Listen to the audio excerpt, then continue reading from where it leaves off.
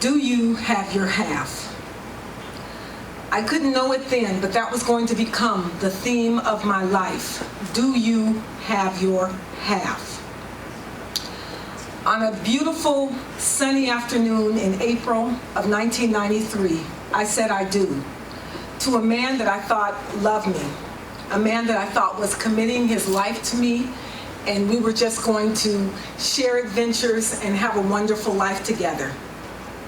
What I couldn't know was that what I was saying I do to is a life of settling, a life of living with so much less than I deserved and so much less than I wanted. That day was full of a lot of disappointments. There had been no engagement ring. There was no honeymoon. I drove myself home from my wedding. I wrapped my wedding dress around my legs, put some wedding presents in the trunk, and I drove myself home. I sat in the garage waiting for my new husband to arrive, determined that he would at least carry me over the threshold. When he arrived, he made some harsh comment about dropping me on my head. I instead walked upstairs, I took off my wedding dress, I put on a long flannel gown, and I wrapped a robe of sadness and depression and unhappiness that was to be my marriage for the next 17 years. During those years, I spent all that time trying to prove that I had worth in that marriage. See, he was older than me. He was 18 years my senior. So he came into the marriage with some furniture. He came in more established. I was still getting started in my career, so I made less than he did, and he let me know it. You didn't bring very much into this merger. If this doesn't work out, you can quickly pack your bags, your books, your few clothes, and you'll be out of here. I didn't think enough of myself at the time. I didn't have enough self-worth to know things were really skewed and I should have been out of there. Instead, I tried to mold myself into the woman I needed to be that would please this man. Because in my mind, if I treated him well, he had already been hurt in a previous marriage. If I treated him well, he would treat me well. So I started to look at how I could become what he needed me to be.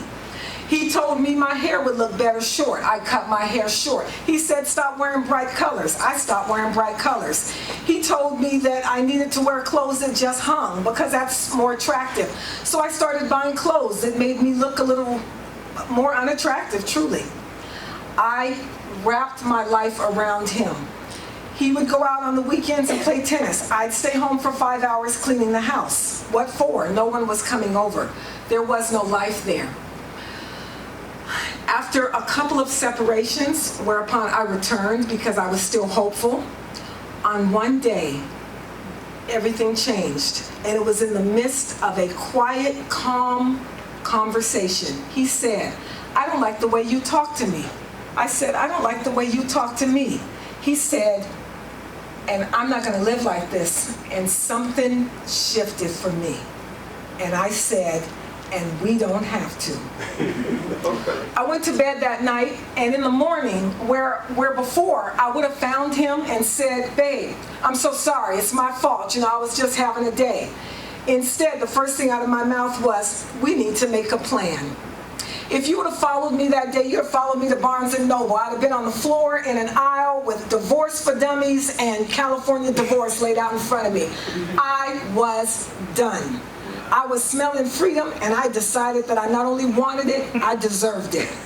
I went out and found an apartment. I was in that apartment so fast, 3 weeks later, I was in that apartment. But as I packed to move to that apartment, I felt a lot of sadness because I had spent my life with this man. I passed my 20s, I had passed my 30s, I was well into my 40s. I didn't have children. I had this marriage, and now I wasn't going to have that. So one particular day as I'm packing, I felt really sad. I went over to the apartment complex and I said, I know that I can't get my keys yet. It's not time for me to move in. But can you give me my keys just for a little while so I can go to my apartment? I just need to go there for a little while. They allowed me to do that. I walked into the apartment. I exhaled. I got down on my knees and I thanked God. I thanked God for the opportunity and the courage to leave. I wasn't celebrating divorce. I truly believe in marriage, and I hope to find love again. But in that moment, I was celebrating because I felt like the Lord was saying, you tried. You did what you could do, and it is okay for you to survive. It is okay for you to move on with your life. So I started the process of divorce and started to move forward with my life. And what I want to say to you folks today is it's not easy. I'm not even going to make it sound easy. To come from a 2-income household to a single person is not easy. My lifestyle is very different. Moved 5 times in 3 years. Currently staying with family, still finding my way. I had a moment where things are better now and my credit is rebuilding, but I was getting text messages from cash checking places going, we're here for you. So I knew, that I was still going through it.